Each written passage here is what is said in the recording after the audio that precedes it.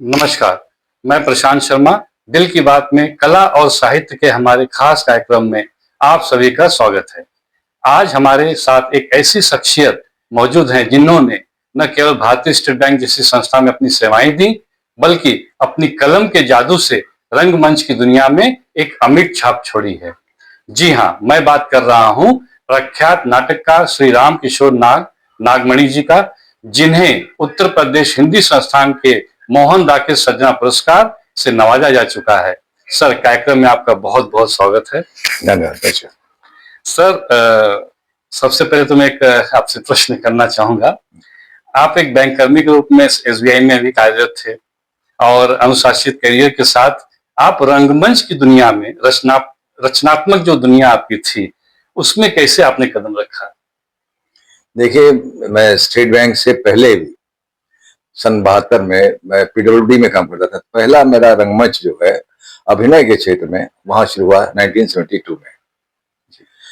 और वहां जो हमने एक केपी सक्सेना जी का लिखित नाटक था झुट्ठो दी हट्टी जी, वो नाटक अच्छा लगा हमारे डायरेक्टर साहब को भी। उन्होंने कहा, इसका जो तुलनात्मक किया उन्होंने कि सीडीआरआई में भी यही नाटक हुआ था, उसमें उससे अच्छा आपने रोल किया। तो वहां से मुझे प्रोत्साहन मिला अभिनय का। और लिखने की तो मेरे ख्याल से स्टूडेंट लाइफ से ही मुझे थोड़ी प्रेरणा थी इस तरह की लिखने की। जी, हाँ। और अभिनय के जहां तक है, वो मैं घर में जब छोटा था स्टूडेंट लाइफ में भी, तो बेहोश होने का, लंगड़ा होने का, ऐसे करके अभिनय किया करता था। जी, तो घर में माँ सबसे ज्यादा सेंसिटिव होती है, वो एकदम घबरा जाती थी तो मैं हंस देता था। तो वो कहती थी, हाँ तुम इसी तरह से करते रहोगे, पढ़ाई लिखाई नहीं करोगे। लेकिन नहीं, फिर मेरा अभिनय में चूंकि रुझान था। और लिखने में हमारे जो हिंदी के लेक्चर थे, उन्होंने बहुत हमारी प्रोत्साहन किया। खासतौर से उन्होंने हमारे जब कॉपीज दिखाई जाती थी एग्जाम के बाद, तो बड़ी प्रशंसा करते थे कि हाँ इस तरह से एक्सप्लेन करना चाहिए, इस तरह से लिखना चाहिए कोई भी चीज को। तो उससे हमें एक रचना करने का एक प्रोत्साहन मिलता गया। अच्छा, दुनिया आपको राम किशोर नाग के नाम से जानती है, जी। लेकिन आपके गुरु ने आपको नागमणि नाम दिया। ये भाई, ये गुरु जी की बात है, इसको तो मैं बहुत ज्यादा एक्सप्लेन तो नहीं कर सकता हूँ।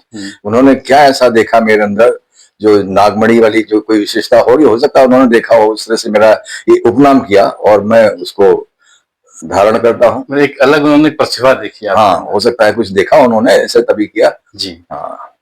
अच्छा, आपकी साहित्य शिक्षा ने आपको नाटक के संवाद और पटकथा लेखन को कितना सशक्त बनाया?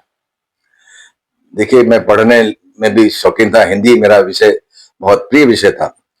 और बाद में ग्रेजुएशन किया, पोस्ट ग्रेजुएशन भी हिंदी में ही किया मैंने। तो लिखने की हमारी शुरू से आदत रही और पढ़ने की, तो इससे हमें रचनात्मकता में थोड़ा सा सहायता मिली। मुझे प्रेरणा मिलती थी, मैं लिखता था, लोग उसे प्रोत्साहित करते थे। मेरा पहला एक व्यंग लेख जागरण में छपा था, उसको देख के मुझे लगा जागरण वालों ने छापा तो इसका मतलब बड़ी बात है।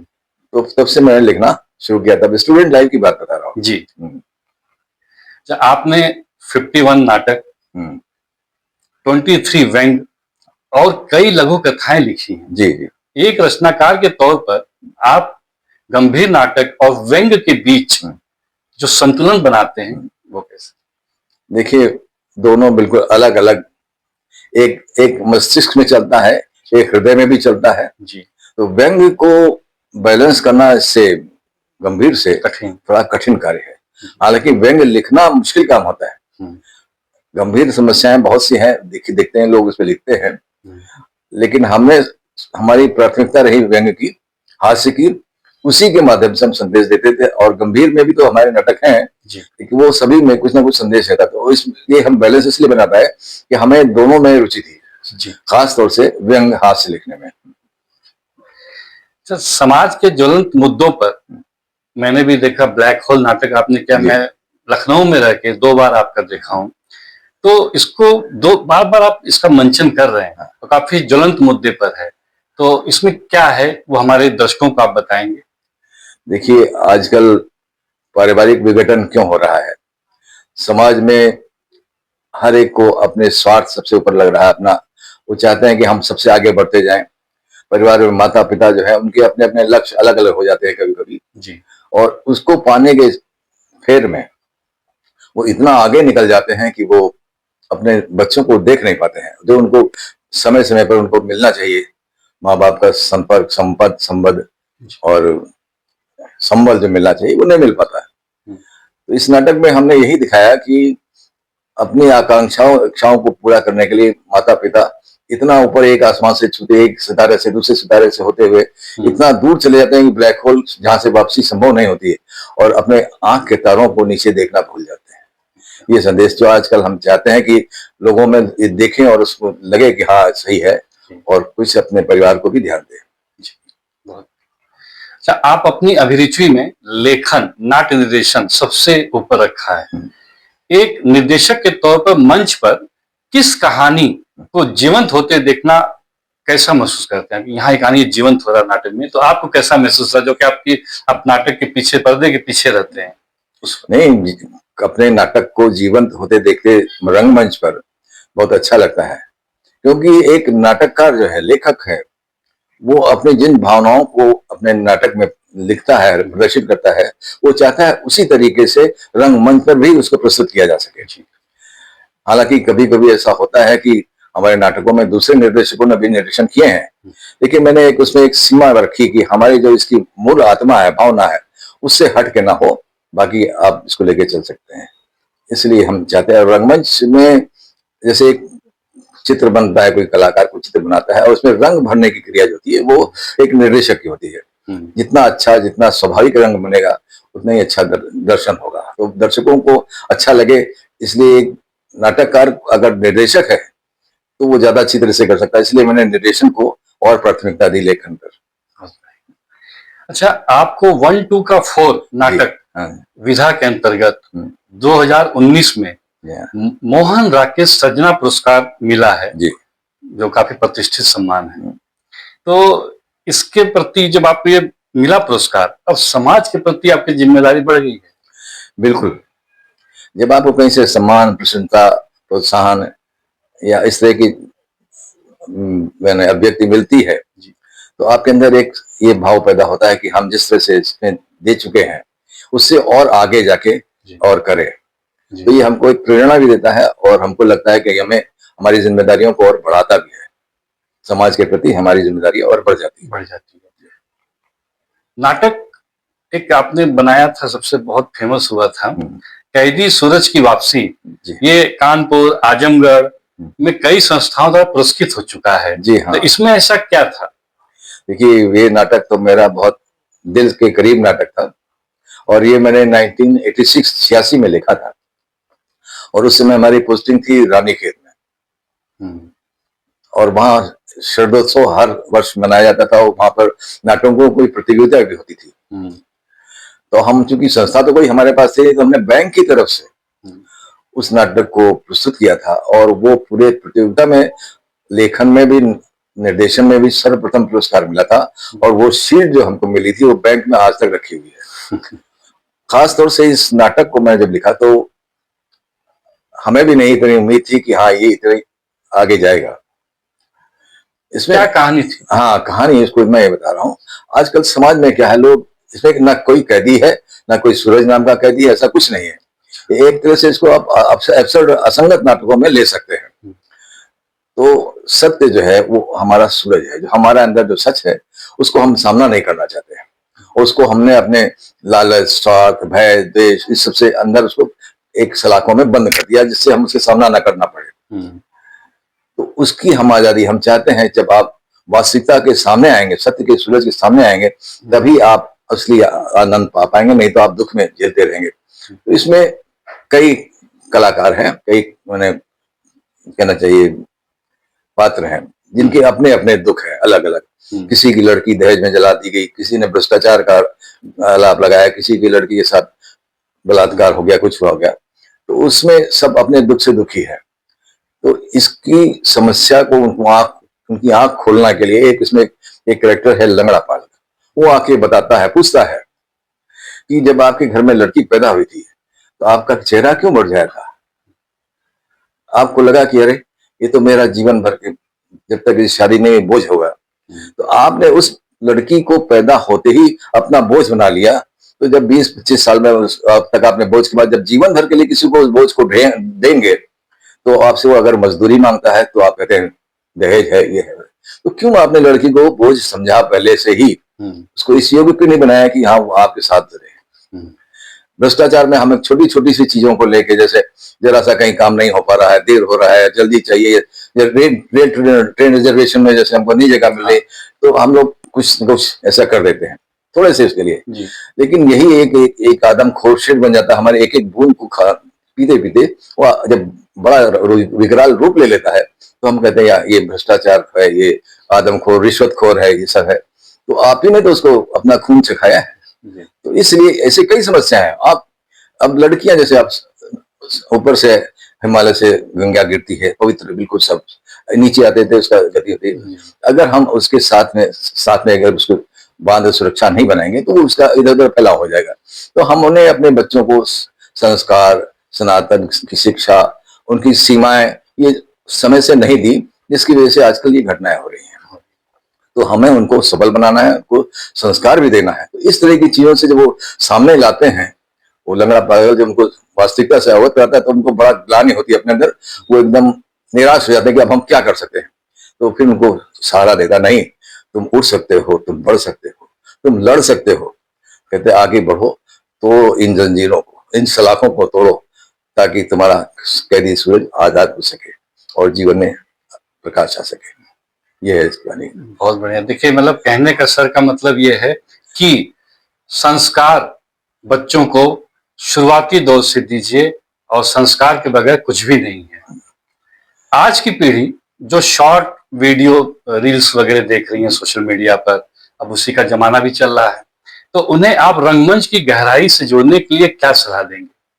देखिए विधा हर अच्छी है, आजकल लोग जल्दी से जल्दी सफलता प्राप्त करना चाहते हैं हर चीज को जी। ये माध्यम भी अच्छा है, लेकिन हमारा ये कहना है कि बिना रंगमंच के अनुभव के आप अगर इस क्षेत्र में जा रहे हैं तो उतनी परिपक्वता, उतनी गहराई नहीं आ सकेगी।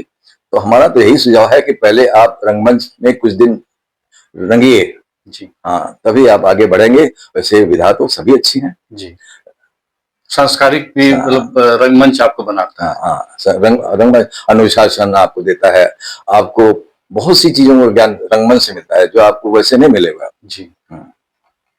वर्ष 2024 में आपको पृथ्वी रंगमंच कानपुर द्वारा वरिष्ठ नागरिक नाटककार सम्मान मिला है। तो आज के युवा नाटककारों को आप क्या सलाह देना चाहेंगे कि बहुत बड़ी उपलब्धि है? देखिए हम तो यही कहना चाहेंगे, जो भी कार्य करें जिसमें आपकी रुचि हो, लेखन में, निर्देशन में, अभिनय में, उसको पूरे मनोयोग से और पूरे गंभीरता से करें। सफलता तभी मिलेगी जब आप उसमें जुनून पैदा कर लेंगे अपने अंदर एक तरह का कि हमें ये करना है हर हाल में, तो आपको सफलता मिलेगी। यही मेरा वो है लक्ष्य, और मैं यही संदेश देना चाहता हूँ कि हाँ जिस भी कार्य में आप लगे उसमें एक जुनून पैदा करें अपने अंदर उस तरह का। मतलब लक्ष्य बना के चलिए तभी सफलता मिलेगी, सर का यही कहना है। तो इससे युवा इसे फॉलो करें। आज की युवा पीढ़ी जो हिंदी साहित्य और रंगमंच में आना चाहते हैं, उनके लिए आप क्या संदेश देना चाहते हैं? यही है कि ये क्षेत्र है, लेकिन इसमें रंगमंच में अभी उतनी जल्दी पैसा नहीं, बाकी जो क्षेत्र आते हैं उसमें पैसा जल्दी मिल रहा है। लोग इसीलिए 1 साल 2 साल करने के बाद भागना शुरू कर देते हैं। कोई बंबई जा रहा है, कोई ये शॉर्ट फिल्म बना रहा है, कोई इस चीज कर रहे हैं। ये ठीक है, ऐसा हम इसको मना नहीं करते हैं, लेकिन जब तक इसमें आप रमेंगे नहीं तब तक। लेकिन रंगमंच से ही तो अनुपम खेर जी, नसरुद्दीन शाह, सभी लोग अच्छे ओम पुरी जैसे कलाकार आए हैं, तो तभी उनको सफलता मिली। जब रंगमंच पे आए, इनको संघर्ष नहीं करना पड़ा, इनको एकदम जैसे गए जमते चले गए, सीधे सीधे, मतलब सीधे सरलता से एक्टिंग कर दी। इतनी सारी कृतियों और पुरस्कारों के बाद अब अगला सपना आपका क्या है? अगला सपना तो मेरा ये था कि मैं पीएचडी करूं नाटकों में जी। कोशिश भी की एडमिशन की, लेकिन अभी सफलता नहीं मिली है। और मेरा ये सबसे सपना ये है कि नाटकों में मैं सबसे जो असंगत नाटक हैं उस श्रेणी के, एक अलग श्रेणी है, उनको आगे ले जाने के। हमारे भुवनेश्वर जी जो यही उत्तर प्रदेश के शाहजहांपुर के थे जी, उन्होंने कई असंगत नाटक अच्छे लिखे, लेकिन वो जनता में, अपने दर्शकों में लोकप्रिय नहीं हो पाए। तो मैं ही इस पे करना चाहता शोध, क्या कारण है ऐसा कि वो नहीं चल पाए, या क्या करना चाहिए उस पे कि हाँ आगे उसको हम फिर से दोबारा पुनर्जीवित कर सके। अच्छा, जैसा एक मैं ये जानना चाहूंगा आपसे कि कुछ ऐसे कलाकार हैं जिनका आप नाम लेना चाहेंगे जिनसे आप जीवन में प्रभावित हुए हैं, हाँ। एज ए वो एक्टर रहे हों, चाहे लेखन में, निर्देशन में? हाँ, लेखन में तो हमें बहुत से, मोहन राकेश जी हैं, उनसे, उनके लेखन से मैं प्रभावित हुआ, जी भुवनेश्वर जी से ही प्रभावित हुआ। जी और पुराने में जो शंकर जी के नाटक हैं अच्छे हैं, जी। थोड़े से लंबे हैं, थोड़े से उतना मंच नेता नहीं है, लेकिन फिर भी उनके लेखन में बहुत प्रभावशीलता है। अच्छा, तो चलते चलते दिल की बात में अपने दर्शकों को बताइए कि अब आप किस कहानी या नाटक पर काम कर रहे हैं? अभी हमारे पास दो कई हैं, तो कई प्रोजेक्ट, लेकिन सबसे मुख्य रूप से हमने अभी एक नौटंकी लिखी थी, राम की शक्ति पूजा, निराला जी की एक लंबी कविता है जी उसको हमने नौटंकी में लिखा, उसका मंचन किया और लोगों द्वारा सराहा गया उसको। तो मेरा एक तो उस पर चल रहा है कि नाथ पंथ पर एक हम रंग इसी नौटंकी शैली में उस कथा को लिखेंगे। जी पहला तो ये लक्ष्य है। दूसरा एक नाटक हमारा ये भी चल रहा है, डर के साए में। जी आदमी जीवन भर ये जानता है कि मृत्यु एक बार आना है, बार बार नहीं आना है, फिर भी जरा जरा सी चीजों में उसको लगता है शायद मेरी मृत्यु अब आ गई, शायद मैं नहीं ठीक होऊंगा। ऐसे एक भय हमेशा जिंदगी भर वो हजारों बार मरता रहता है, मरने की चीज सोचता रहता है कि अब मैं नहीं रहूंगा, मैं नहीं रहूंगा, जबकि वो जानता है कि हाँ, मृत्यु एक ही बार आएगी, अवश्य आएगी। जी। ये है डर का साया में एक नाटक, इसके लिए भी तैयारी कर रहा हूँ। तैयारी कर रहे हैं उसकी, हम लोग बहुत बेसब्री से इंतजार भी करेंगे। चलिए। और सर एक हमारे दर्शकों को बताइए कुछ ऐसा संवाद, डायलॉग जो आपको मतलब याद हो और दर्शकों को बताना चाहेंगे, देना चाहेंगे कि हाँ ये डायलॉग बहुत अच्छा है। दर्शकों को क्या कहें, अभी तो जैसे नौटंकी शैली में हमने लिखा था, बताइए। कथा ये राम रावण की नहीं, इस शिव की कहानी है, घटी जो द्वापर में थी वो। जी अभी याद नहीं आ रहा, मैं फिर से इसको। नहीं, लेकिन बढ़िया था। ठीक है, तो कैदी सूरज की वापसी और 1-2 का 4, ब्लैक होल जैसे नाटकों से आपने समाज को जो आईना दिखाया है वाकई काबिल तारीफ है। और मैं उम्मीद करता हूं कि यह बातचीत आज हमारे दर्शकों को बहुत पसंद आई होगी और ऐसे ही प्रेरक हस्तियों से मिलने के लिए जुड़े रहिए हमारे साथ दिल की बात में। नमस्कार।